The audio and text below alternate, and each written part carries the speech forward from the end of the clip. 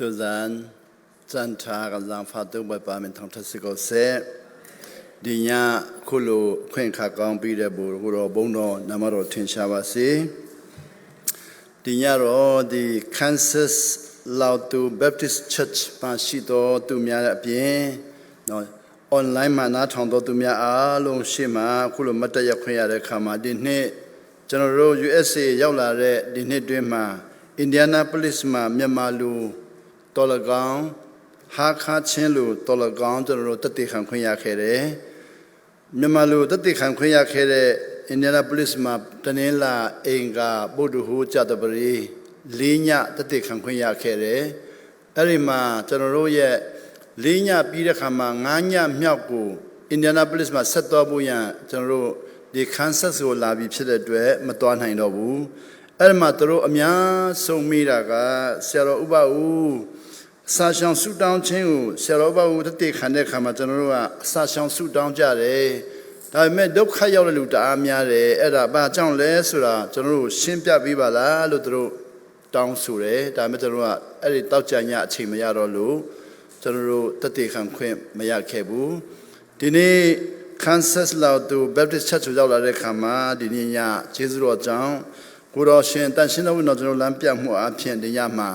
အဲ့ဒီမြန်မာလူဟောခဲ့တဲ့၄ညဟောခဲ့တဲ့နောက်ဆက်တွဲ၅ညမြောက်အစာရှောင်ဆုတောင်းခြင်းကြောင့်ဒုက္ခရောက်တော်သူများလွန်းတာပါကြောင့်လဲဆိုတဲ့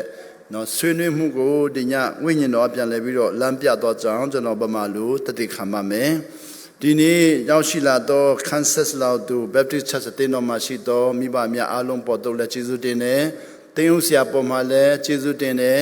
နားထောင်တော်သူများအားလုံးပေါ်မှာလည်းကျေးဇူးတင်တယ်ဟာခါလူနဲ့ဗမာလူကျွန်တော်တို့တတိခံတဲ့ခါမှာကျွန်တော်တို့ပြောတာကတော့ဟာခါလူတတိခံရင်ဗမာစကားပြောတဲ့လူတွေလုံးဝနားမလည်ဘူးတဲ့ဗမာလူတတိခံလို့ရှင်ဟာခါလူပြောတဲ့လူတွေအားလုံးကတဖြည်းဖြည်းနဲ့နားလည်လာတယ်လို့ပြောတဲ့အတွက်ဒီညတော့အစာရှောင်ဆူတောင်းခြင်းနဲ့ပတ်သက်ပြီးတော့ဟာခါလူဟောခဲ့တာတအားများသွားပြီဖြစ်တဲ့အတွက်ရှားပါးစွာဖြစ်နေတဲ့ဗမာစကားနဲ့ဒီညတတိခံပါမယ်ကျွန်တော်ရဲ့ကောင်းစဉ်ကိုဒီညတတိခံပါမယ်ကောင်းစဉ်ကတော့ဒီလိုအစာရှောင်ခြင်းနဲ့ဆူတောင်းခြင်းမှတပါး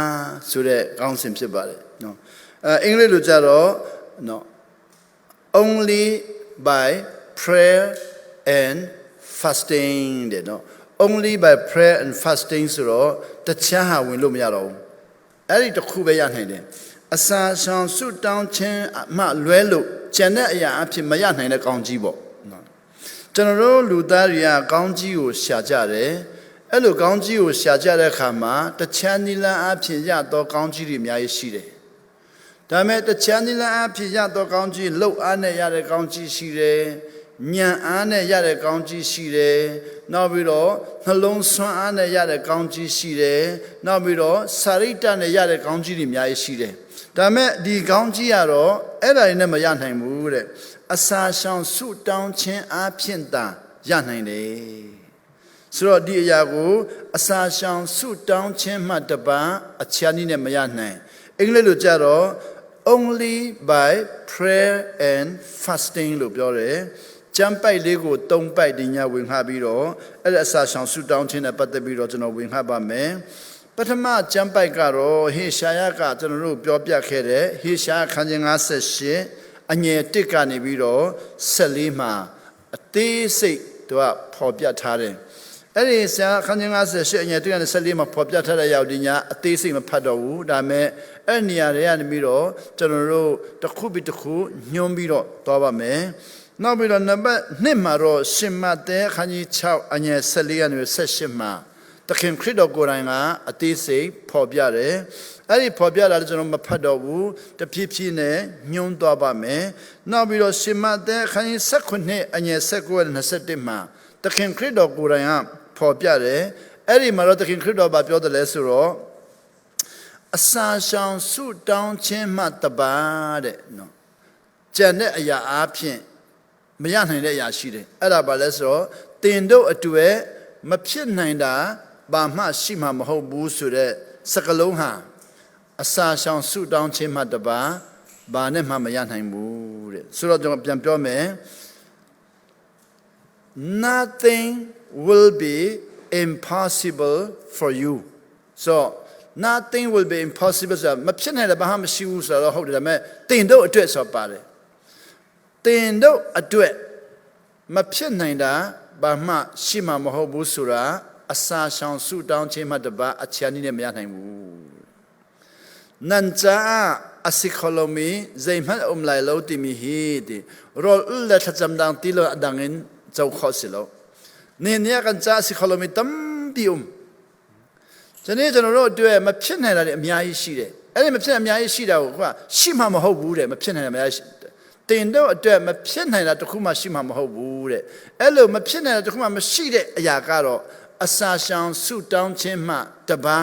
အချမ်းနည်းနဲ့မရနိုင်ဘူးဆိုတော့ရှင်မသက်ခန်းကြီး19ည21ကိုရင်ပြောကြည့်မယ်တခင်ခရစ်တော်ကတဲ့နော်နတ်ဆိုးဆွဲတော်သူကိုနော်သူ့ရဲ့တမန်တော်ကြီးနောက်လိုက်ရမောင်းထုတ်တာမမောင်းထုတ်နိုင်တော့လို့တခင်ခရစ်တော်လာတဲ့ခါမှာနတ်ဆိုးဆွဲတဲ့လူရဲ့ဖခင်ကအိုးဒါဝိဒ်ရဲ့သားတခင်ခရစ်တော်ကျွန်တော်လာခဲ့ပါအောင်လို့ပြောတော့ကိုတော်ကဘာများဖြစ်တယ်လဲလို့မေးတော့ဒီမှာကိုတော်ရဲ့နောက်လိုက်တပည့်တွေကကျွန်တော်ရဲ့သားရဲ့နတ်ဆိုးကိုမောင်းထုတ်နေတာတဲ့မောင်းထုတ်လို့မရဘူးတဲ့ဆိုတခင်ခရစ်တော်ကဒီကိုခေါ်လာခဲ့တဲ့သူတို့ခေါ်လာယေရှုနားရောက်တဲ့ခါမှာတော့သူကထွက်လို့အမိန့်ပေးလိုက်တယ်နတ်ဆိုးကထွက်သွားတယ်အကြီးကျယ်မောင်းထုတ်ဆရာမလို့ထွက်လို့ဆိုပြီးအမိန့်ပေးလိုက်ရုံနဲ့ထွက်သွားတယ်တဲ့အဲ့ဒီမှာကွာဟချက်တစ်ခုပြောကြည့်မယ်နော်မောင်းထုတ်တာကတော့ရိုက်ပြီးမောင်းထုတ်တာလည်းရတယ်ဆုတောင်းပြီးမောင်းထုတ်တာလည်းရတယ်နောက်ပြီးတော့ကျန်းစာအုပ်နဲ့ရိုက်ပြီးမောင်းထုတ်တာလည်းရှိတယ်နော်ဆုတောင်းပြီးတော့မောင်းထုတ်တာလည်းရှိတယ်အမိန့်ပေးပြီးမောင်းထုတ်တာလည်းရှိတယ်တခင်ခရစ်တော်ကြတော့စိတ်ဆိုးပြီးတော့ကျန်းစာအုပ်နဲ့ရိုက်ပြီးတော့လက်နဲ့ရိုက်ပြီးတော့မောင်းထုတ်တာမဟုတ်ဘဲနဲ့ထွက်လို့လို့ပြောတာသူကအတန်ကတော့မပြင်းထန်ဘူးဒါပေမဲ့အာနာကတအားကြီးတယ်ထွက်လို့ပြောတာထွက်သွားတယ်ဆိုရင်နော်အတန်ကြီးကြီးနဲ့မောင်းထုတ်ပြီးတော့ထွက်တာလည်းရှိတယ်ဓာတ်နဲ့ချင်းချောက်တော့ကြောင့်ထွက်တာလည်းရှိတယ်တနက်နဲ့ချင်းချောက်တော့ကြောင့်ထွက်တာလည်းရှိတယ်ကျန်းစာအုပ်နဲ့ရိုက်တော့ထွက်တာလည်းရှိတယ်ဒါပေမဲ့ကိုတော့ကြတော့အဲ့ဒီလှုပ်ချင်းအားဖြင့်ကြောက်အောင်လှုပ်ပြီးတော့ထွက်ခိုင်းတာမဟုတ်ဘဲနဲ့အခွင့်အာဏာကိုတုံးပြီးတော့ထွက်ခိုင်းတာရှင်နေကျွန်တော်လှုပ်အားတုံးပြီးတော့ချင်းချောက်တာညံအားတုံးပြီးတော့ချင်းချောက်တာလက်နဲ့အင်အားတုံးပြီးတော့ချင်းချောက်တာဒီမဟုတ်ဘဲနဲ့သူကကိုရရှင်ရဲ့ authority အခွင့်အာဏာကိုတုံးပြီးတော့အမိန့်ပေးလိုက်တာထွက်သွားတယ်တဲ့အဲ့ဒါကိုတမန်တော်ရတာအော်ပြီးတော့ကိုတော့ကျွန်တော်တို့ကအကြီးကျယ်အော်ပြီးတော့မောင်းထုတ်တယ်မထွက်ဘူးနော်ချင်းချောက်တယ်မထွက်ဘူးနော်ရိုက်လည်းရိုက်ကြည့်တယ်မထွက်ဘူးနီးမျိုးစုံသုံးပြီးတော့မောင်းထုတ်တာမထွက်ဘူးတဲ့ကိုတော့ကြတော့စကားပဲပြောတာဘာဖြစ်လို့ထွက်တာလဲလို့သူတို့မေးတဲ့ခါမှာကိုတော့ပြောလဲဆိုတင်တို့တဲ့ယုံကြည်ခြင်းမုံညင်းစီလောက်ရှိပြီးတော့ယုံကြည်ခြင်းအကြီးကြီးမလိုဘူးတဲ့ကိုတော့နော်ဒီနေ့ကျွန်တော်ယုံကြည်သူကြတော့ယုံကြည်ခြင်းကြီးကြီးတွေကိုလိုက်ရှာတယ်နော်ယုံကြည်ခြင်းမုံညင်းစီလောက်ရှိပြီးတော့တန်တရားမရှိရင်မဖြစ်နိုင်တာတင်တို့အတွက်ဘာမှရှိမှာမဟုတ်ဘူးဆိုဒီနေ့ကျွန်တော်တို့ယုံကြည်သူတွေကအကြီးကြီးကိုဒီနေ့ကျွန်တော်တို့ယုံကြည်ခြင်းကြီးကြီးကိုလိုက်ရှာနေကြတယ်နော်လူတွေကယုံကြည်ခြင်းပြိုင်တယ်ဘသူပိုယုံတယ်လဲဘသူပိုမယုံလဲဘသူယုံခြင်းပိုကြီးတယ်ကျွန်တော်တို့ယုံကြည်ခြင်းကြီးကြီးကိုလိုက်ရှာပြီးပြိုင်တယ် we are trying to get the big faith great faith ဒါကြောင့်ကိုယ်တော်ကမုံညင်းစီလောက်စွန်တော်ပြီတဲ့အရေးကြီးတာတန်တရားမရှိဖို့ပဲအရေးကြီးတယ်နော် we can only get a master's a signs of master seed of faith but if you have no doubt then nothing will be impossible for you ကျွန်တော်တို့မဖြစ်နိုင်တာဘာမှရှိမှာမဟုတ်တာဟာပါလဲဆိုတော့တန်တရားမရှိတဲ့ຢာပဲတန်တရားမရှိရင်တဲ့မုံညင်းစီလောက်ယုံကြည်ခြင်းရှိရင်လေမဖြစ်နိုင်တာဘာမှမရှိဘူးNothing will be impossible for you. အဲ့ဒါမဿဲရှင်မဿဲအခန်းကြီး19အငယ်27 Matthew chapter 17 verse 21မှာနော် Nothing will be impossible for you. This kind of နော်တန်တရားမရှိတဲ့အရာဟာတဲ့နော်အစာရှောင်ဆုတောင်းခြင်းမှာပဲရနိုင်တယ်ဆိုတော့ဒီနေ့ကျွန်တော်အခုမြန်မာလူနားထောင်တော့သူမြန်မာနိုင်ငံတနိုင်ငံတာလုံးလဲပါမှာပေါ့နော်မြန်မာနိုင်ငံတနိုင်ငံလုံးလဲပါမယ်မြန်မာနိုင်ငံဘာသာစကားပြောတဲ့သူလဲပါမယ်ချင်းတွေအားလုံးလဲပါမယ်ကျွန်တော်တို့ဆုတောင်းရင်လေတဲ့နော် မဖြစ်နိုင်ဘူးဘာလို့ဆိုတော့တန်တရားရှိလို့ယုံကြည်ခြင်းကြီးကြီးနဲ့တောင်းရင်လည်းမရဘူးဘာလို့ဆိုတန်တရားဖြစ်လို့ယုံကြည်ခြင်းအလတ်နဲ့တောင်းရင်လည်းမရဘူးဘာလို့ဆိုတန်တရားမရှိလို့တန်တရားရှိလို့နောက်ပြီးကြိုးစားပြီးတောင်းရင်လည်းမရဘူးဘာလို့ဆိုတန်တရားရှိလို့ကျွန်တော်တို့ကအော်ပြီးတော့တောင်းရင်လည်းမရဘူးဘာလို့ဆိုတန်တရားဖြစ်လို့ကျွန်တော်တို့ဘလောက်ပဲအော်ဟစ်ပြီးတော့တောင်းကျွန်တော်ဘလောက်ပဲအော်ဟစ်ပြီးတော့ချင်းချောက်ကျွန်တော်ဘလောက်အင်အားပဲတုံတန်တရားရှိနေရင်တော့မဖြစ်နိုင်ဘူးဆိုတန်တရားမရှိတဲ့ယုံကြည်ခြင်းကအလွန်သေးရင်လေတင်တို့အတွက်မဖြစ်နိုင်တာဘာမှမရှိမှာမဟုတ်ဘူးတဲ့ If you have no doubt then nothing will be impossible for you so အဲ့လိုတန်တရားမရှိတဲ့ယုံကြည်ခြင်းကဘယ်နဲ့ရလဲဆိုတော့အစာရှောင်ဆုတောင်းခြင်းနဲ့ပဲရတယ်ကျွန်တော်ကတော့လက်တွေ့သမားဆိုတော့ကျွန်တော်ဟာငယ်ငယ်ကလေးကနေပြီးတော့ယုံကြည်သူဖြစ်လာပြီးတော့1982ခုနှစ်မှာဘောနကင်ဖြစ်တယ်1990နှစ်ထိတန်တရားဖြစ်တယ်နှစ်ပေါင်း20ခရစ်ယာန်သက်တာကိုတောက်ပြီးတော့တသက်ခံတဲ့တရားဟောတယ်ကျမ်းစာဖတ်တယ်တန်တရားအမြဲတမ်းရှိတယ်အဲ့ဒါကြောင့်မဖြစ်နိုင်ဘူး1990နှစ်မှာတော့အစာဆောင်ဆုတောင်းတဲ့နော်အခွင့်လေးကိုကြုံခွင့်ရသွားတယ်အစာဆောင်ဆုတောင်းလိုက်တဲ့ခါမှာတော့တန်တရားပျောက်သွားတယ်အဲ့တော့တန်တရားမရှိတဲ့ချိန်မှာတော့မဖြစ်နိုင်တယ်ဘာမှမရှိဘူးဆိုအခုတန်တရားမရှိတဲ့ဘဝကိုတဖြည်းဖြည်းနဲ့ခြိတက်လာတာအခုတော့တော်တော်များများကိုကြုံခွင့်ရလာတယ်တန်တရားမရှိတဲ့ဘဝကိုအများကြီးကြုံခွင့်ရလာတယ်တန်တရားမရှိတော့ဘူးဆိုရင်ကျွန်တော်အမိန့်ပေးသမျှအလုံးဖြစ်တယ်ဆိုယုံကြည်ခြင်းကြီးလို့လားလို့မေးလိုက်ရင်ကိုတော်ကပြောပြီးပြီယုံကြည်ခြင်းကြီးစရာမလိုဘူးတဲ့တန်တရားမရှိဘူးလို့လေဒါပေမဲ့လူတွေကတန်တရားအမြဲတမ်းရှိတယ်အမြဲတမ်းရှိတယ်ဘာဖြစ်လို့တန်တရားရှိတဲ့ဆိုမဖြစ်နိုင်တာဖြစ်လာတော့တန်တရားဖြစ်တာပေါ့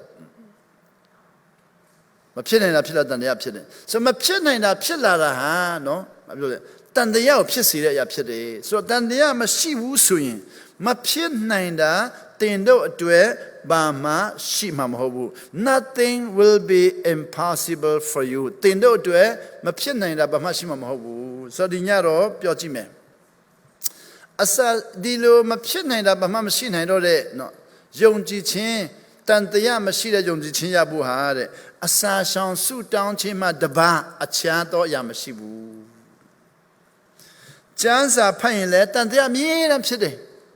တန်တရားအမြဲတမ်းဖြစ်တယ်သူများဆုတောင်းခံရင်လည်းတန်တရားအမြဲတမ်းဖြစ်တယ်ကိုကသူများကိုဆုတောင်းပြီးရင်လည်းတန်တရားအမြဲတမ်းဖြစ်တယ်ဖခင်ကြောင့်တွားရင်လည်းတန်တရားအမြဲတမ်းဖြစ်တယ်ကိုယ်အိမ်မှာပြဿနာတွေအများကြီးဖြစ်လာတယ်တန်တရားအမြဲတမ်းဖြစ်တယ်ကိုယ်ဇနီးတွေကိုကြည့်ရင်လည်းတန်တရားအမြဲတမ်းဖြစ်တယ်ကိုယ့်ရဲ့ခင်ပွန်းတွေကိုဆုတောင်းပြီးရင်လည်းတန်တရားအမြဲတမ်းဖြစ်တယ်တန်တရားမရှိတဲ့နေရာကိုမရောက်နိုင်ဘူးဒါပေမဲ့အစာရှောင်ဆုတောင်းတဲ့အချိန်မှာတကယ်ရမယ်လို့ကိုယ်တော်ပြောတယ်ပြောတဲ့အတိုင်းကျွန်တော်လည်းအစာရှောင်ဆုတောင်းတဲ့အခါမှာတန်တရားမရှိတဲ့နေရာရောက်သွားတယ်ဒါပေမဲ့အမြဲတမ်းတန်တရားမရှိတာမဟုတ်ဘူးအဲ့နေရာကိုရောက်ခွင့်ရသွားတယ်ကျွန်တော်တန်တရားမရှိတဲ့ရောက်ခွင့်ရမယ်နောက်ပြန်လာမယ်တန်တရားပြန်ရှိမယ်မရှိရင်ပြန်ရောက်ခွင့်ရမယ်နောက်ပြန်လာမယ်တန်တရားပြန်ရှိမယ်ကျွန်တော်ဆိုရင်အခုကျွန်တော်တော်တဲ့ခရီးဒီတစ်ခေါက်အမေရိကန်နိုင်ငံရဲ့ state 16ပြည်နယ်ရောက်ပြီးတော့နေရာ20ရောက်တဲ့ခါမှာသူတို့ပြောတဲ့ဟာကျွန်တော်ကိုယ်တိုင်တန်တရားပြန်ရှိတယ်ဘာလို့ဆိုသူတို့ဟိုတုန်းကဖျားတယ်နာတယ်တဲ့ခလေးမရဘူးတဲ့နော်ဆရာတော်ဘာဒီလိုထိပြီးတော့ခလေးရသွားတယ်ဆိုတော့ကျွန်တော်ကိုယ်တိုင်တန်တရားဖြစ်သွားပြီနော်အဲ့ဒီသူတို့ဆူတောင်းပြီးခဲ့တော့တန်တရားမရှိဘူးအခုခလေးပြန်ရောက်တော့တန်တရားပြန်ရှိပြီနော်ဆိုတော့တန်တရားမရှိတဲ့နေရာအမြဲတမ်းမရောက်နိုင်ဘူးလူတယောက်ကတန်တရားမရှိတဲ့နေရာအမြဲတမ်းအဲ့မှာကျင်းဝတ်လို့မရဘူး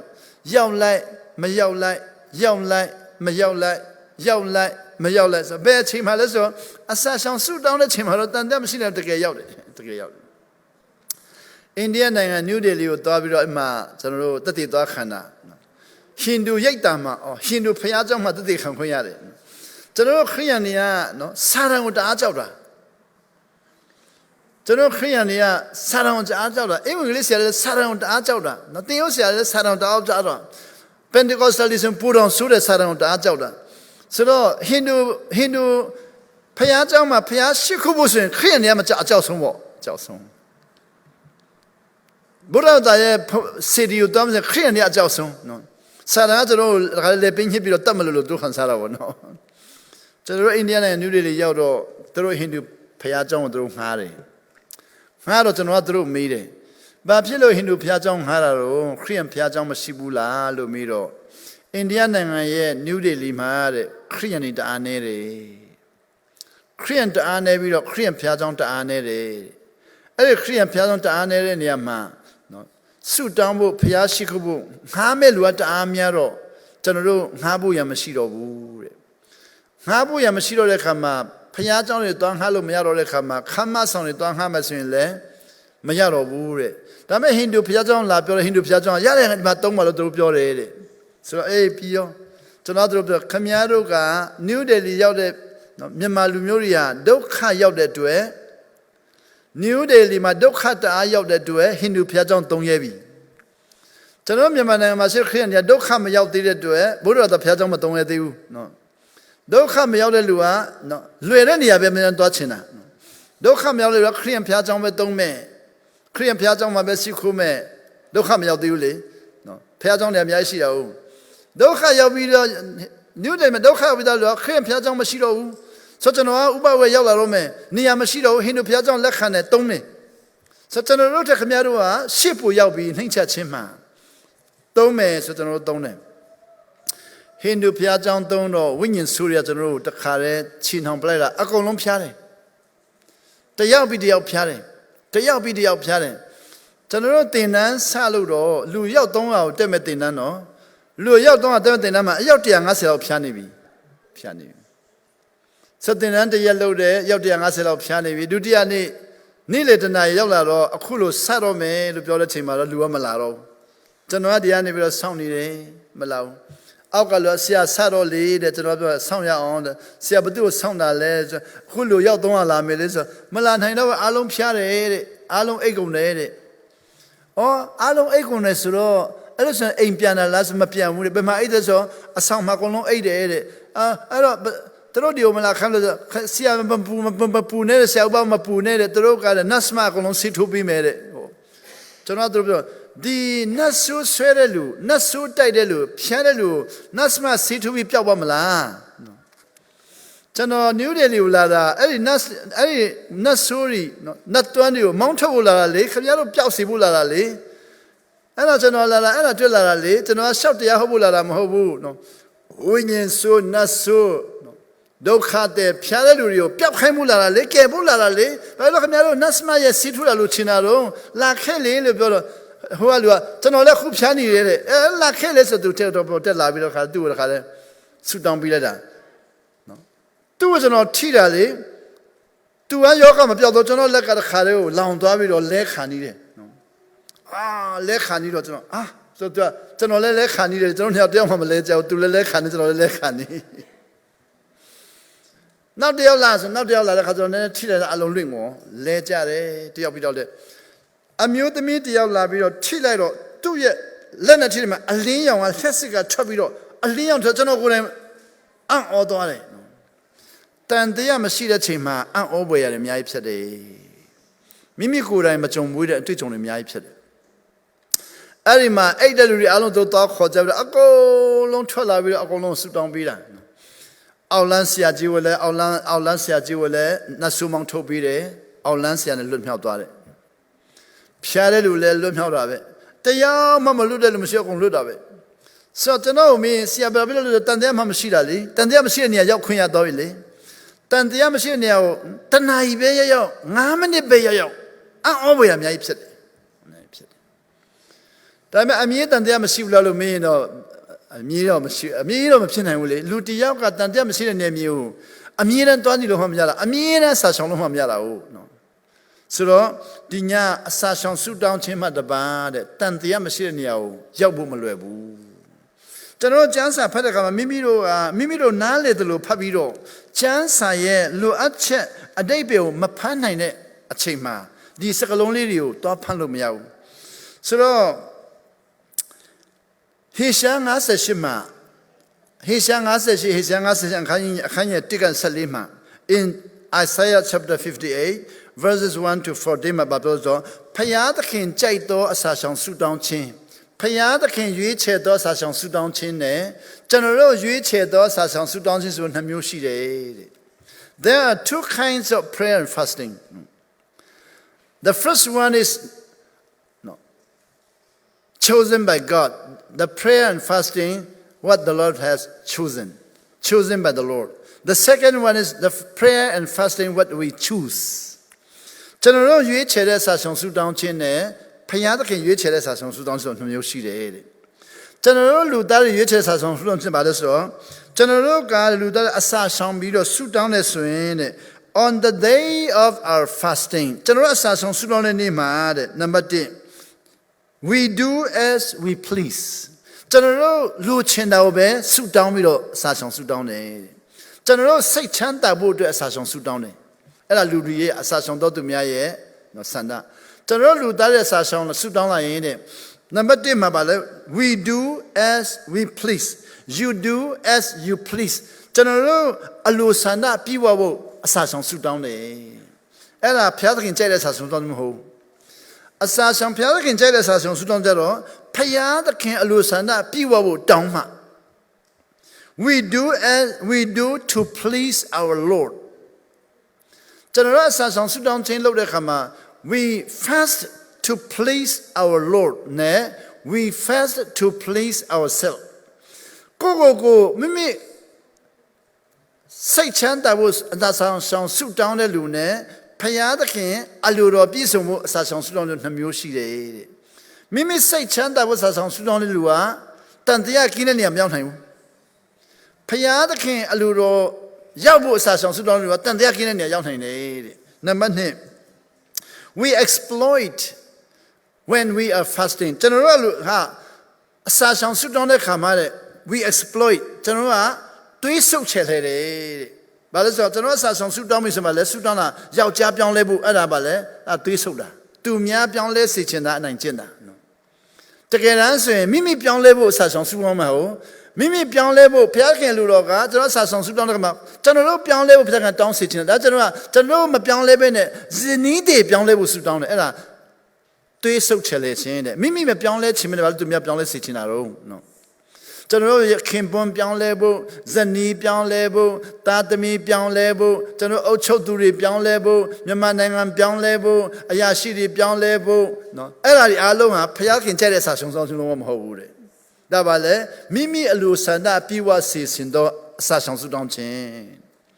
Payakin, you just Sasson Sudan Zero, Mimi Pion Lebu, Sasson Sudan chain. Mimiga, Tantayama Shidonia, Yabu, Sasson Payakin, you chain. Number 2. General Ludari, you just Sasson Sudan chain, just a day for people to humble themselves. General Ludari Sasson, Assassin, need the knee libe, think chatchine. So the Assassin, they need the knee living thing chabito, Mashando was a man charo. Ludari Judas Sasson, Payada can Jada Sasson Sudan Jaro, General Sasson suit down now, General, the yet 10 Assassin, they name a name chabo Mahobene, Assassin be now, name chabo de. Assassin be now, and I cut the Hulo name chabo de, suit down to plucking at Jade, so the Changue dog. The Changue dog. The Changue dog with the arrow, Alone the Changue to the Piacamabole, Tendo Alusana Piwabo. Tendo to Mia Pion Lepsich, Puyan dress suit down now. Tendo Assassin at the Yelima Bay, think Chada dread, Assassin suit down now, you check Assassin Sudan Holola. Now, Tendo Chada now, Kaimbo Assassin suit down now.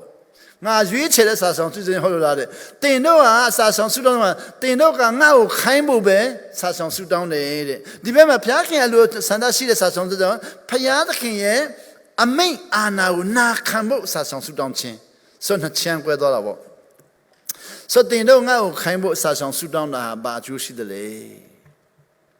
Ludaga Pelican kinda. Luda Lusana Piwa the kinda. Linemaya Sasson Sudan the mark came one there's a Nipion level, Zania Yajabon level down in Placan below Lumle. Mapsina move. They know Pion level down in.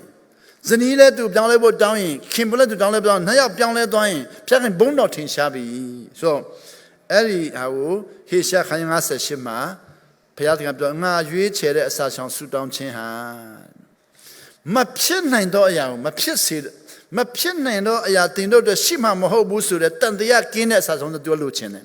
တဘောတရားတော့ယောက်ျားပြောင်းလဲဖို့တောင်းရင်တော့မဖြစ်နိုင်ဘူးအဲ့တော့ယောက်ျားတော့ပြောင်းလဲမှာမဟုတ်ဘူးမိမိဆုတောင်းလို့ယောက်ျားပြောင်းလဲဖို့တော့မဖြစ်နိုင်ဘူးဒါပေမဲ့မိမိဆုတောင်းတော့ကြောင့်မိမိပြောင်းလဲဖို့တအားဖြစ်နိုင်တယ်လူတရားကိုခွင့်လွှတ်ဖို့အတွက်စာဆောင်ဆုတောင်းတဲ့ချိန်မှာခွင့်လွှတ်လို့လွယ်ဆုံးဆိုတော့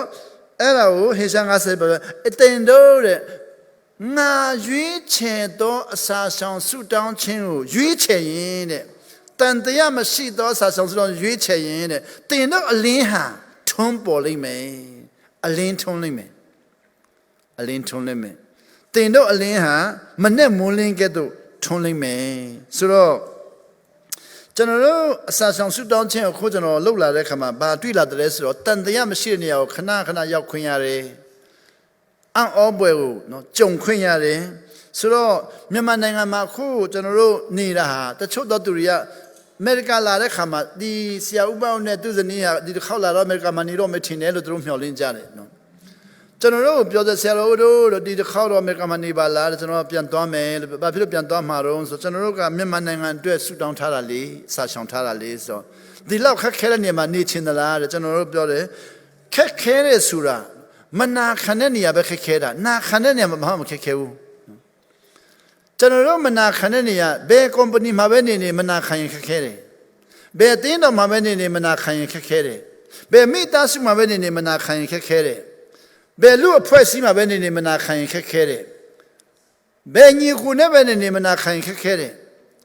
ဘယ်အဖွဲ့အစည်းမှာပဲနေနာခံရင်တအားလွယ်တယ်ဘယ်လူအတိုင်းဝိုင်းမှာလည်းနာခံရင်တအားလွယ်တယ်ဘယ်နိုင်ငံမှာပဲနေနာခံရင်တအားလွယ်တယ်ဘယ်အသင်းတော်မှာပဲနာခံတအားလွယ်တယ်ဘယ်မိသားစုမှာပဲနာခံတအားလွယ်ကျွန်တော်နာခံတဲ့တတကိုမိဆန်းတဲ့လူဆိုတော့မြန်မာနိုင်ငံခက်မှမခက်တာပြောတော့သူတို့ကအဲ့ဒါဆိုရင်လည်းခမည်းကတဲ့နော်နားမလဲတာဖြစ်မဲ့မြန်မာနိုင်ငံဆိုးတာမသိတာဖြစ်မဲ့နာခံတဲ့လူကသူ့တခင်ဆိုးတာမသိဘူးခွေးဟာဘယ်တော့မှသူ့တခင်ဆိုးတယ်လို့မပြောဘူး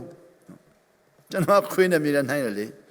ကျွန်တော်တွေ့ဘူးလေခွေးတွေအားလုံးကိုနော်ကြည့်တာဘယ်ခွေးဘယ်နာခံတဲ့ခွေးကမှသူ့တခင်ဆိုးတယ်ဆိုတော့တခါမှမပြောဘူးအဲ့ဒါကိုကျွန်တော်က Phoenix မှာပေါ့ Arizona မှာတတိခံတယ်ဘယ်ခွေးမှကိုယ့်တခင်ကိုအပြစ်မမြင်ဘူးနာဖယားတခင်ခွေးနဲ့ကျွန်တော်တင်ပေးနေတယ်လူသားတွေဟာနာခံခြင်းနဲ့ပတ်သက်လာခွေးစီကတင်ဖို့တောင်ကောင်းတယ်ခွေးတွေကသူ့တခင်ဘယ်တော့မှအပြစ်မရှာဘူးလို့ပြောတော့ Arizona မှာရှိတဲ့တငယ်ချင်းကမျက်ရည်ကျပြီးတော့ငိုတယ်ဘာပြောတယ်လဲဆိုတော့ကျွန်တော်ကတဲ့ဒီဆရာဘာလို့တတိခံတဲ့ဘယ်ခွေးရမှသူ့တခင်ကိုအပြစ်မရှာဘူးပြောတာကျွန်တော်တအားတူးထီးတယ်မခံနိုင်ဘူးတဲ့ဘာဖြစ်လို့သူ့ခွေးကိုသူတတ်ခဲ့တယ်တဲ့လက်ပြင်းဖြတ်ခဲ့တယ်တဲ့ချင်းတော်မှနေခဲ့တော့သူ့ခွေးကိုလက်ပြင်းဖြတ်မယ်လို့ပြီးသူဓာသွေးတာတဲ့သူ့ခွေးကလည်းအမီးလေးကိုဒီလိုပြီးကြည့်နေတယ်တဲ့နော်တခင်ကသူ့ခွေးကိုတက်ဖို့ဓာသွေးနေတာခွေးကအမီးလေးကိုလို့ကိုယ်တမတလို့ကြည့်နေတယ်ခွေးကိုကြည့်တော့တနာတော့တနာဒါပေမဲ့တက်ဖို့သူဆုံးဖြတ်လိုက်ပြီတခင်တဘောပဲလေနောက်ပြီးသွေးလည်းပြီးရောခွေးလက်ပြင်းကိုဓာနဲ့ဒီလိုချင်းကတော့သူဒီလိုပဲပြုံးပြတယ်တဲ့အဲ့ဒီပြုံးပြတဲ့နဲ့သူတတ်တာတဲ့အဲ့ဒီတက်တုံးကဆရာဘဦးရဲ့တရားဟောချက်နားမထောင်သေးတဲ့ချိန်မှာဆိုတော့ဒီခွေးဟာတအားနာခံလို့ကျွန်တော်အပြစ်ကိုမမြင်ဆိုမသိလိုက်ဘူးတဲ့တတ်ပလိုက်ပြီအခုဒီတရားဟောချက်ကြားတဲ့ခါမှာတော့ဒီခွေးလောက်သက်စာရှိတယ်လို့မရှိပါလားကျွန်တော်ဟာဒီခွေးနေအောင်နော်ဒီခွေးရဲ့နှလုံးသားကိုမရရှိရင်ဘလောက်အံ့ဩစရာကောင်းတာဒီနေ့မှသဘောပေါက်တယ်ကျွန်တော်လည်းညနေတော့ခွေးနဲ့မြင်နေခဲ့တာဘယ်ခွေးကမှနော်နာခံခြင်းနဲ့ပတ်သက်လာသူ့တခင်အပြစ်မမြင်ဘူးပြစ်မမြင်ဆိုဘုရားသခင်ကျွန်တော်တို့ခွေးပေးတာဟာနာခံခြင်းတဲ့တဲ့ဘုဖြစ်မှာဆိုတော့မြန်မာနိုင်ငံမှာကိုကျွန်တော်နေတဲ့ခါမှာ2001မှာကိုရောကျွန်တော်စကားပြောတယ်ကိုရောကျွန်တော်ဗာပြောဆို2001မှာကျွန်တော်ဗာပြောဆိုမြန်မာနိုင်ငံကြီးပြောင်းလဲခိုင်းမယ်2001မှာကျွန်တော်ပင်လယ်ကြီးကိုမိုးပေါ်တက်ခိုင်းတယ်ပင်လယ်ကမိုးပေါ်တက်တာမိုးပေါ်တက်တော့လှိုင်းလုံးကျမိုးပေါ်ပင်လယ်အကြီးကျမိုးပေါ်တက်ပြီးတော့ကြည့်တော့Pacific ပင်လယ်ကြီးလားနော် Atlantic ပင်လယ်ကြီးလားအဲ့လို Atlantic ပင်လယ်ကြီးမိုးပေါ်တက်နေတာလား Pacific မိုးပေါ်တက်နေတာလား ကြည့်နေချင်းမှာကျွန်တော်ပြောအဲ့ဒီပင်လယ်ကိုစီးရမယ်တဲ့ဆိုဟုတ်ပြီပင်လယ်ကိုစီးမယ်ဆိုပဲတော့မလဲဆိုအဲ့ဒီပင်လယ်စီးပြီးတော့အမေရိကကိုလည်းရောက်မယ်တဲ့ဥရောပကိုလည်းရောက်မယ်တဲ့2000တော့ကျွန်တော်က passport ကမရသေးဘူးလေ passport ပိတ်ခါတယ်နိုင်ငံခြားတစ်ခါမှမတော်သေးဘူး passport 10နှစ်ပိတ်ခါတာဟုတ်ဆိုအဲ့ဒီပင်လယ်ကြီးကိုစီးပြီးတော့တဲ့တွားမယ်ဆိုဘယ်လိုဥရောပတွားမယ်အမေရိကတွားမယ်ဆိုတွားမယ်နေရာတွေအများကြီးပြောပြတယ်ကျွန်တော် passport မှမရှိတာကျွန်တော်ဒီ passport မရှိဘူးအဲ့တော့တွားမယ်ဆိုဟုတ်ပြီအဲ့ဆိုတွားမယ်ဆိုအပေါ်တက်ပြီးတော့အဲ့ပင်လယ်ကြီးကိုစီးတော့အမေရိကရောက်သွားတယ်2001မှာအမေရိကရောက်တော့တခါတည်းအမေရိကမှာအိမ်ဝင်တော့ချင်းနေအိမ်မရောက်နေတာအဲ့နဲ့အမေရိကလို့လည်းပြောသေးတယ်ကျွန်တော်တို့ရွာရှန်ပီရွာပဲရောက်နေတာရှန်ပီရွာရဲ့ချင်းအိမ်တွေရောက်နေတာအမေရိကလည်းပြောသေးတယ်ရှန်ပီရွာလည်းရောက်သေးတယ်ဒီအိမ်မဲကဘာများလဲအဲ့တအိမ်ပြီးတအိမ်လိုက်လေတာချင်းအိမ်တွေကိုလိုက်လေတဲ့နေရာတိုင်းဘာပြောလဲဆိုကျွန်တော်တို့ပြောင်းလဲသွားပြီပြောင်းလဲတော့တို့ပြောနေတယ်ဘာပြောင်းလဲတာတော့အိမ်ကလည်းတူတူပဲရွာကလည်းတူတူပဲမြစ်တစ်ခုပဲချောင်းတစ်ချောင်းပဲကျွန်တော်ရွာချောင်းမဟုတ်ဘူးကျန်တဲ့အားလုံးကကျွန်တော်ရွာလည်းတူတယ်ပဲချောင်းတစ်ချောင်းရှိတယ်မှအဲ့ဒီချောင်းခမရတို့အိမ်လည်းတူတူပဲရွာလည်းတူတူပဲလူလည်းတူတူပဲချောင်းတစ်ချောင်းပဲကျွန်တော်အတိတွေ့တယ်နော်အဲ့ဒီချောင်းတရားကိုတဲ့ခမရကခင်းရမယ်အဲ့ဒီချောင်းတရားခင်းရတယ်ဟိုဘက်ဒီဘက်အကုန်လုံးကူးလို့ရပြီတဲ့အိုးဒီတရားလေးခင်းတာပါခက်လို့လေကျွန်တော်ခင်းမယ်အဲ့လိုအဲ့မှာနိုးလာတာပေါ့နိုးလာတော့ကျွန်တော်ကအစာရှောင်ဆုတောင်းခြင်းဟာနော်ခွင့်လွှတ်ခြင်းမရှိတော့သူများအားလုံးရဲ့နှလုံးသားကိုတရားခင်းပြီးတယ်ပြန်ပြောမယ်နော်အစာရှောင်ဆုတောင်းခြင်းဟာခွင့်မလွှတ်နိုင်တော့သူများအားလုံးကိုတရားခင်းပြီးတယ်ဆိုကျွန်တော်ခင်းမယ်ဆိုပြီးတော့2001မှာဒါကျွန်တော်ခါဆုတောင်းပြီးတော့မြန်မာနိုင်ငံတနိုင်ငံလုံးမှာရှိတယ်မြန်မာလူဦးရေတန်း90ရှိတယ်အဲ့တန်း90ကိုနော်တတိခံမယ်ဆိုရင်လူအယောက်9000ကတတိခံရင်တယောက်1000ရနိုင်မယ်ဆိုလူဒီအယောက်1000ကိုပြောင်းလဲလာဖို့တဲ့လူအယောက်9000လို့တဲ့အဲ့ဒီ9000အစာရှောင်ဆုတောင်းရင်မြန်မာနိုင်ငံကြီးတရားအကုန်လုံးခင်းမယ်ဆိုတာကိုမြင်တွေ့တော့2001နဲ့2004မှာ4နှစ်2004နဲ့2008မှာ8နှစ်4နှစ်2010မှာ4နှစ်အဲ့တော့440စီမံကိန်းလုပ်လိုက်တယ်440ဆိုပါလေ4နှစ်နဲ့အစာရှောင်ဆုတောင်းပြီးတော့4နှစ်တောင်းတာနှစ်40တောင်းမယ်နှစ်40နှစ်400တောင်းမယ်အဲ့လို2004မှာအစာရှောင်ဆုတောင်းတယ်4နှစ်ရုပ်ရှင်ရုံမှာတောင်းတယ်ရုပ်ရှင်မှာကျွန်တော်2004တောင်းတယ်2004မှာကိုရောကျွန်တော်ပြောတယ်ရုပ်ရှင်မှာမတောင်းတော့ချင်းပြင်းနဲ့သွားပါဆိုတော့2004မှာဟာခါကိုသွားတယ်2004မှာဟာခါမှာစာရှောင်ပြန်တောင်းတယ်2008ရောက်တဲ့ခါမှာတော့ဘုရားခင်မှာပြောဆို2008မှာတော့တဲ့နော်ရန်ကုန်ရုပ်ရှင်လည်းမဟုတ်တော့ဘူးဟာခါလည်းမဟုတ်တော့ဘူးအပြည့်ပြဆိုင်ရမှာနော်လူဦးရေ9000စာရှောင်ဆုတောင်းဖို့ရန်စီမံကိန်းလုပ်ပါဆိုတော့ကျွန်တော်က2008နဲ့2012ကိုပြည်ပြည်ဆိုင်ရာမှာစာဆောင်ဆုတောင်း9000ပြည်ဖို့လုပ်တော့ပေါ့လုပ်တဲ့ခါမှာကျွန်တော်တို့ကဟာခဖိတ်တော့ကျွန်တော်ဟာခမှာသွားလုပ်တယ်ဒါပေမဲ့ရန်ကုန်မှာလည်းလုပ်ကြတယ်မလေးရှားမှာလည်းလုပ်တယ်လို့ရှိတယ်နော်နေရာတိုင်းမှာခမ်းပတ်မှာလည်းလုပ်တယ်ကလေးမှာလည်းလုပ်ကြကျွန်တော်ဟာခမှာသွားလုပ်တယ်ကျွန်တော်ဟာခမှာ2012မှာစာသွားဆောင်ပြီးတော့2012ပြမှာစာဆောင်သွားလုပ်တဲ့ခါမှာကျွန်တော်နဲ့ကျွန်တော်စနေသွားတော့ပေါ့ဟာခရဲ့မလေးရှားမှာနေတဲ့ CCF ကစောက်တဲ့အဆောင်ကြီးမှာသွားလုပ်ကြတော့ပေါ့မလေးရှား CCF ကစောက်ပြီးတဲ့လုံတချက်ရွန်ဆိုတာအဲ့ဒီမှာအဆောင်ကြီးမှာသွားလုပ်ကြတော့အဲ့ဒီညမှာအိမ်မက်ပြန်မဲ့တယ်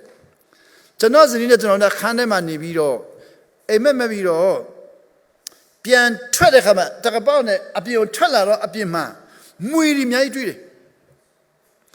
အဲ့ဒီမွေတွေအများကြီးတွေ့ချင်မှကျွန်တော်ကမွေလို့ပြောတော့အဲ့ဒီမွေတွေကဟိုးအောက်ဘက်မှာတော့ဖြစ်နေတယ်ကျွန်တော်မြင်တော့ကျွန်တော်အပေါ်မှာသူကအောက်ဘက်မှာဟိုးအောက်ဘက်မွေတွေအများကြီးတွေ့တယ်ကျွန်တော်အပေါ်မှာအဲ့ဒါနောက်လှည့်တော့ဒီနားမှာမွေတကောင်အကြီးကြီးတွေ့တယ်အဲ့ဒါမွေဆိုအဲ့ဒီမွေရပါလေneck tie နဲ့ခုတ်နဲ့ကြီးကျယ်အဲ့ဒီကျွန်တော်အပြင်ဘက်မှာရှင်းတာဟာ neck tie နဲ့ခုတ်နဲ့ရှင်းတဲ့မွေတွေ့တယ်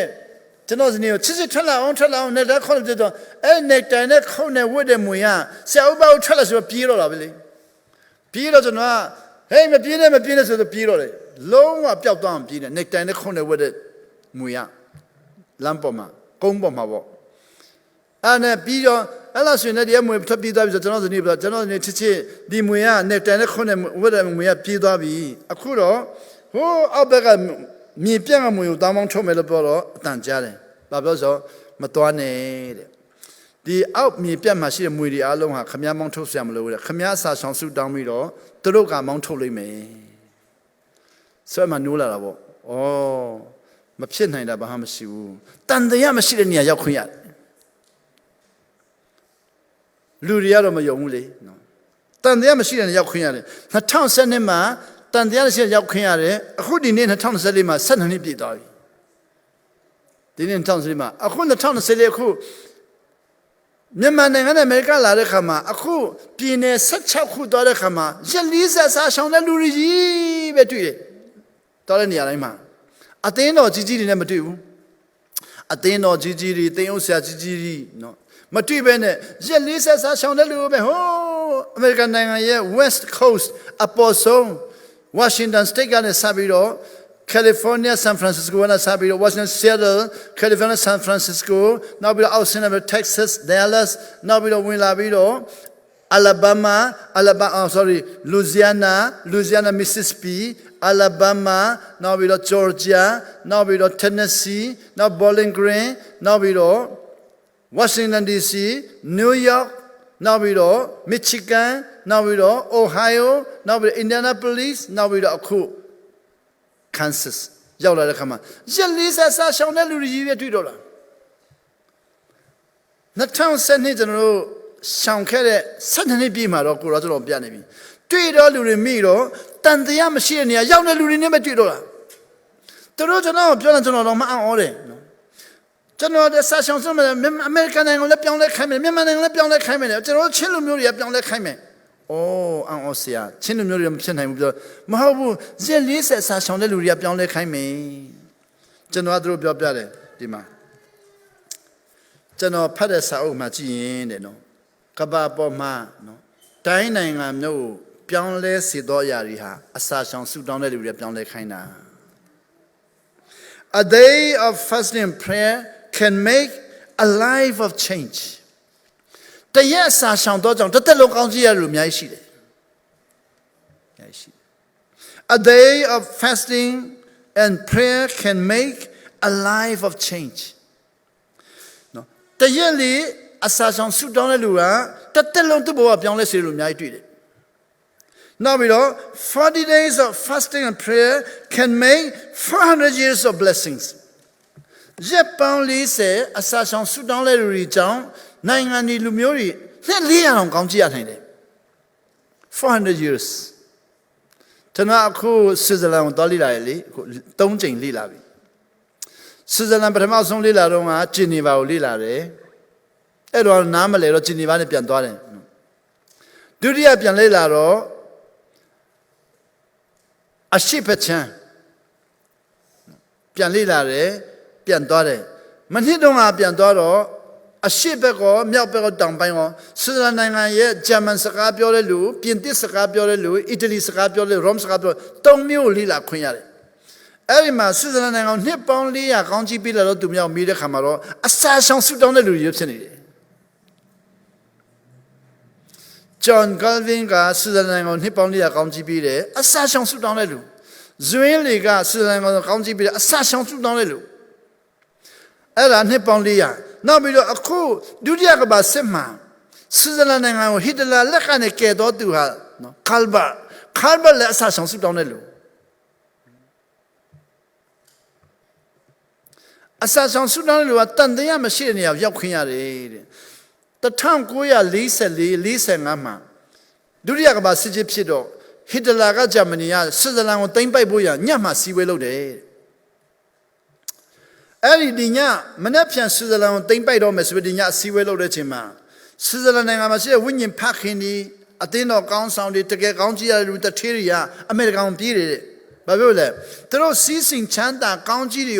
no hit the Loma behind him. Hit a long behind him. Hit a long Yakim, Makansa Hamusudo, through American Pijare. Pijaro Kalbaka Loma Bill.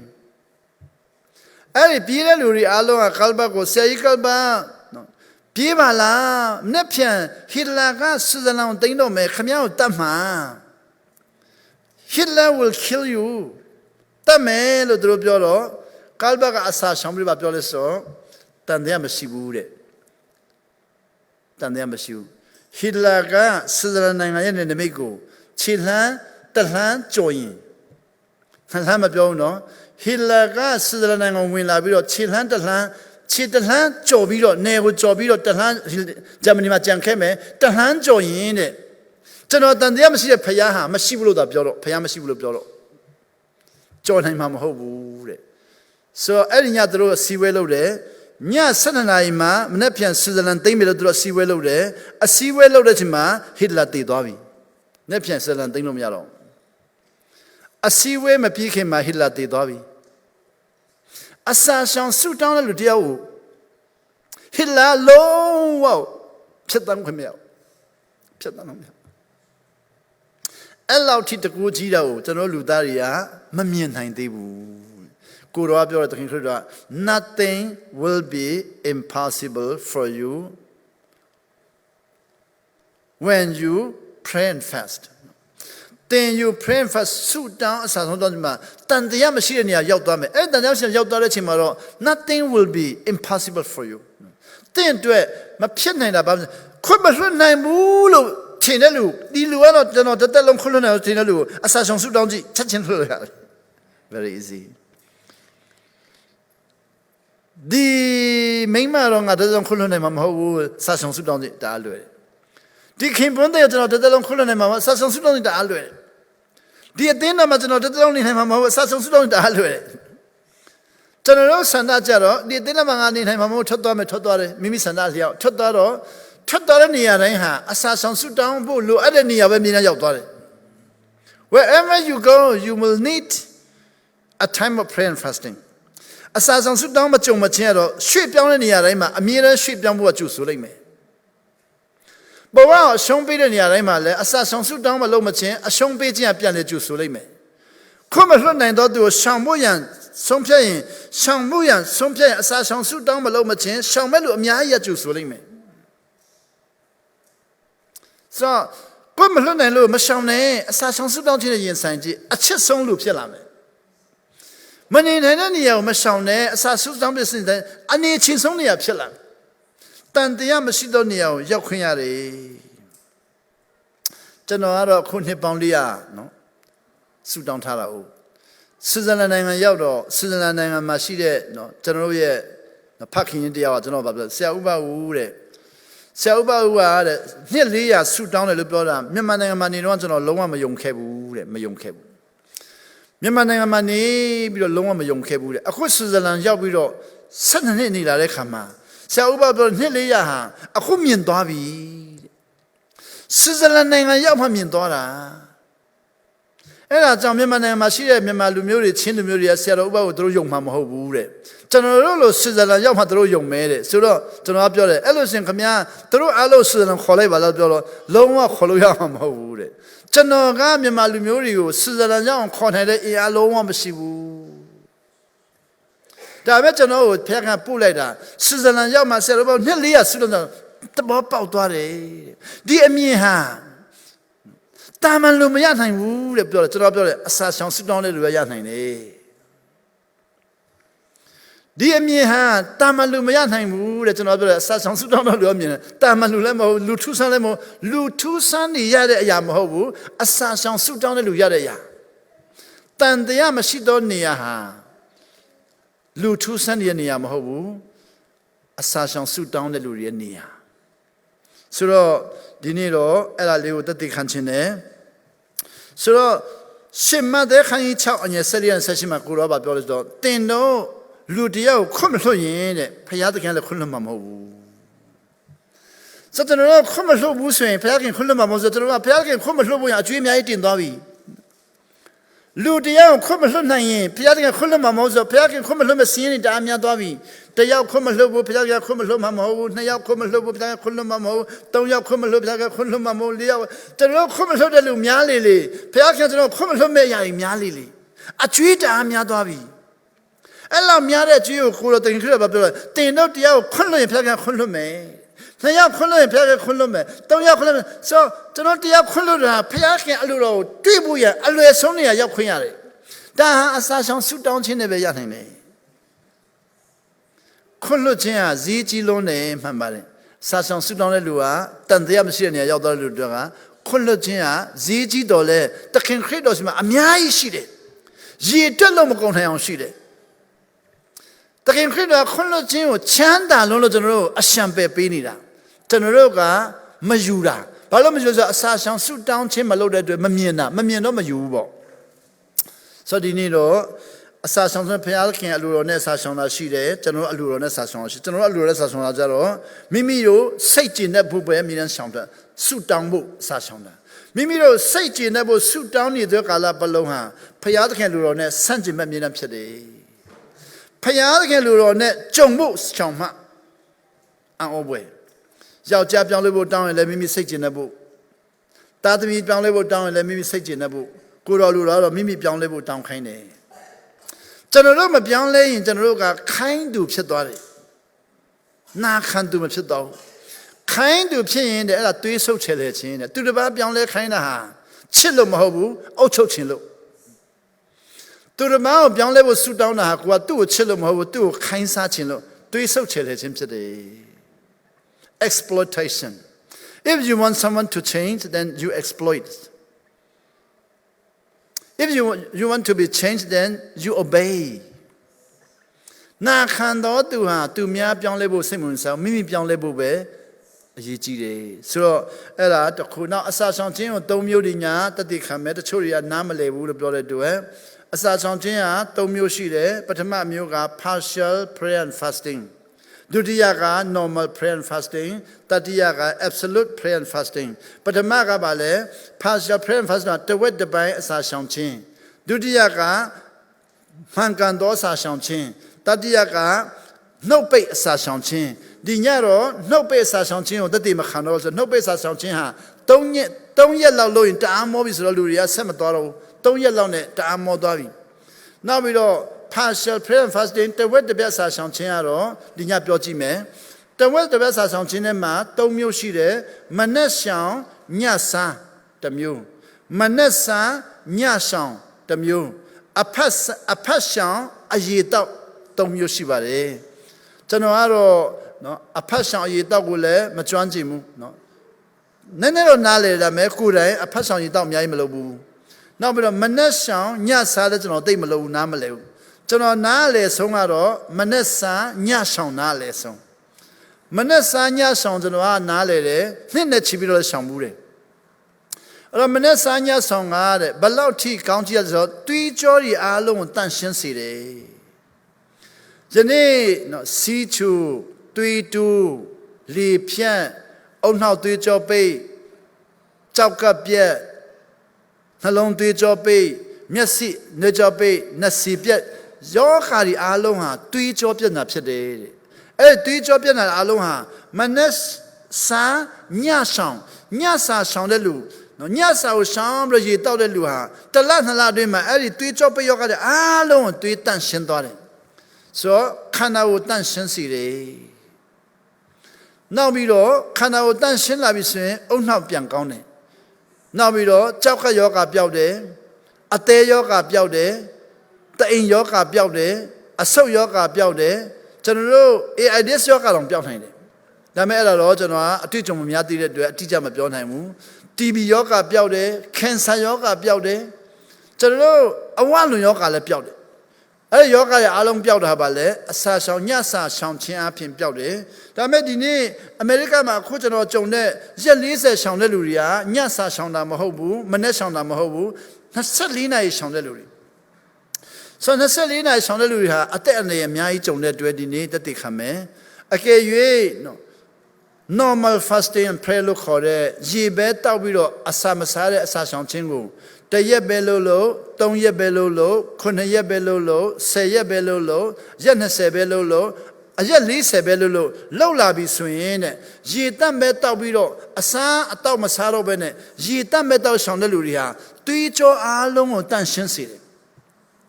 ဆိုတော့တရက်2ရက်3ရက်6လာတဲ့ခါသွေးကြောအတန်းရှင်းလာပြီးတော့4ရက်လောက်ဆိုအများကြီးတန်းရှင်းလာမယ်10ရက်လောက်ဆိုသွေးကြောအများကြီးတန်းရှင်း12ရက်ဆိုသွေးကြောအများကြီးတန်းရှင်းသွားပြီတန်းရှင်းသွားပြီဆိုတော့ကျွန်တော်တို့အမေရိကန်ဆရာဝန်တွေကခုလိုမရတဲ့ယောဂအားလုံးဒီပါကိုတန်းရှင်းသွားပြီသွေးကြောတန်းရှင်းရင်တဲ့လူဟာ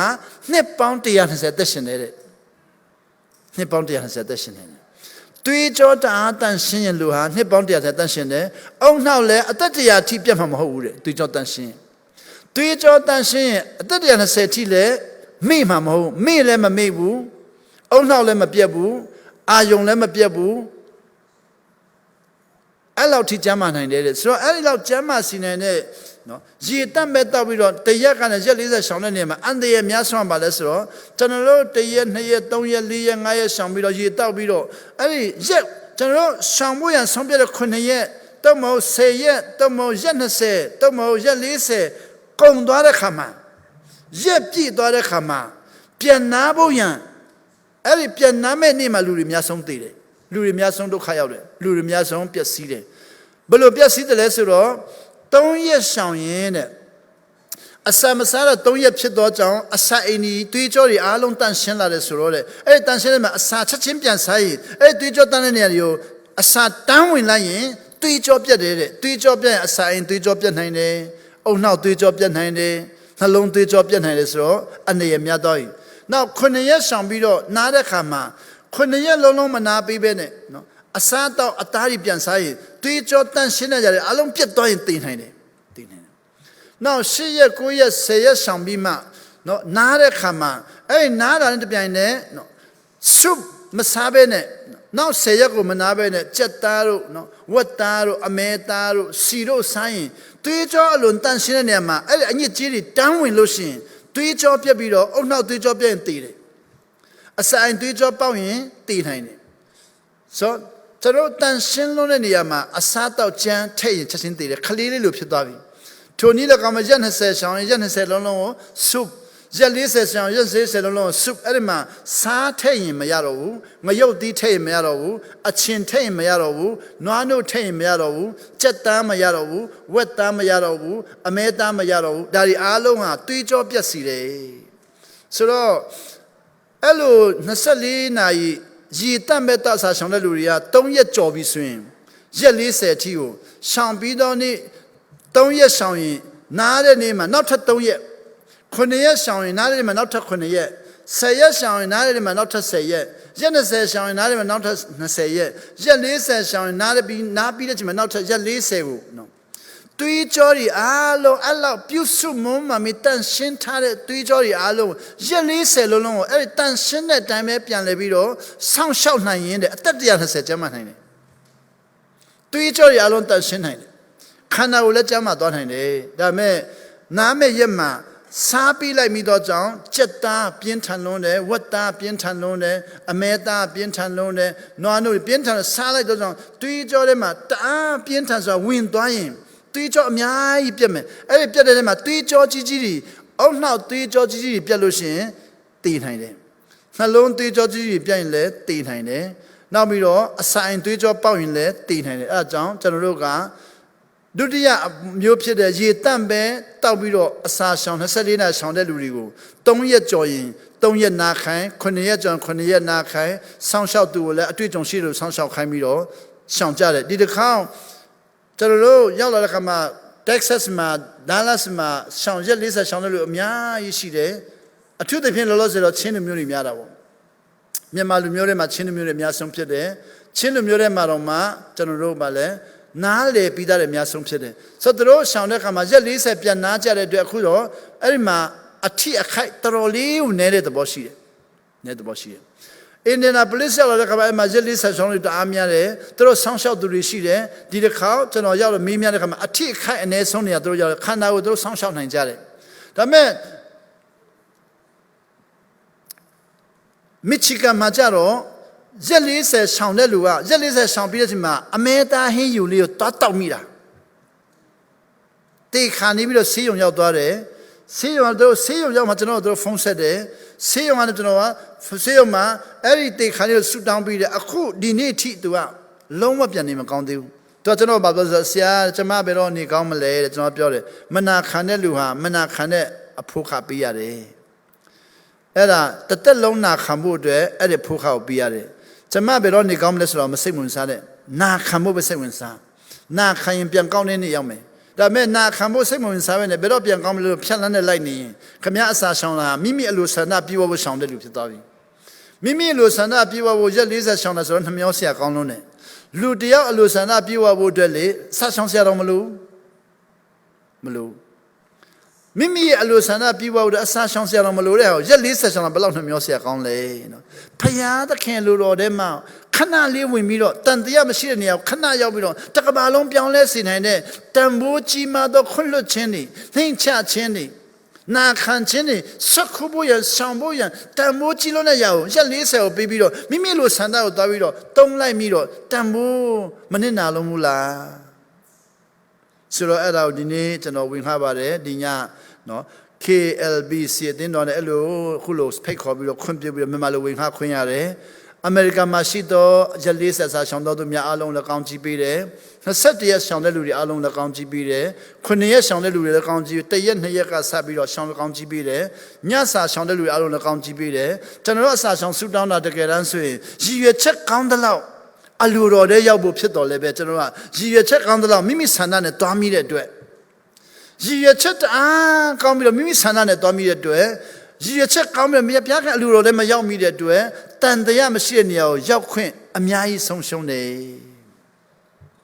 ဒီညကျွန်တော်ရဲ့ညီကုန်းကတော့တန်တရားမရှိတဲ့နေရာကိုခိတ္တခဏရောက်ဖို့တောင်မှအစာရှောင်ဆူတောင်းခြင်းမှတပန်းတခြားနည်းမရှိဘူးနားထောင်တော်သူများလုံးကောင်းကြည့်ရပါစေ KLBC တင်းတော်လည်းဆက်လက်ကောင်းကြည့်ရပါစေအရောက်တိုင်းပေါ်ဖျားရှင်ဘုန်းတော်ထင်ရှားပါစေ